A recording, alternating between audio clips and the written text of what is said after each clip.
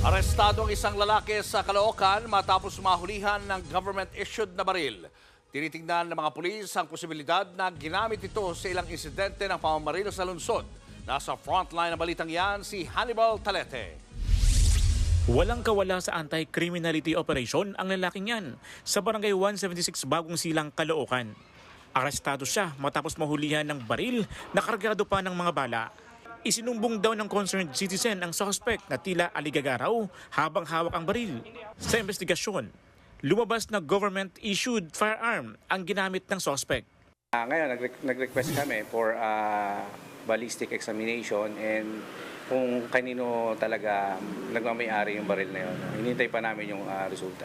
Para malaman natin baka yung ginamit ng baril na yun ay posibleng ginamit din sa mga insidenteng nangyayari. Inaalam pa raw ng pulisya kung may kaugnayan ito sa dalawang magkasunod na insidente ng pamamaril sa lungsod. Kabilang na riyan ang lalaking pinagbabaril at napatay ng riding in tandem sa barangay 187 noong linggo.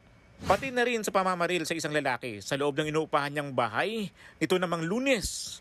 Yung posibilidad na may connection ay hindi namin na inaalis yung angulo. Hanggang ngayon, iniimbestigahan pa rin namin kung may connection yung baril doon sa mga nangyayari. Nakakulong ang suspect sa Caloocan Police Substation 13. Tumanggi siyang magbigay ng pahayag. No comments. Mahaharap ang suspect sa reklamong paglabag sa Comprehensive Firearms and Ammunition Regulation Act at COMELEC gun ban. Nagbabalita mula sa frontline, Hannibal Talete, News 5. Mga kapatid, Julius Babaw po. Iba na ang may alam at may pakialam sa panahon ngayon. Para sa frontline ng mga balita, mag-follow at mag-subscribe sa social media pages ng News 5.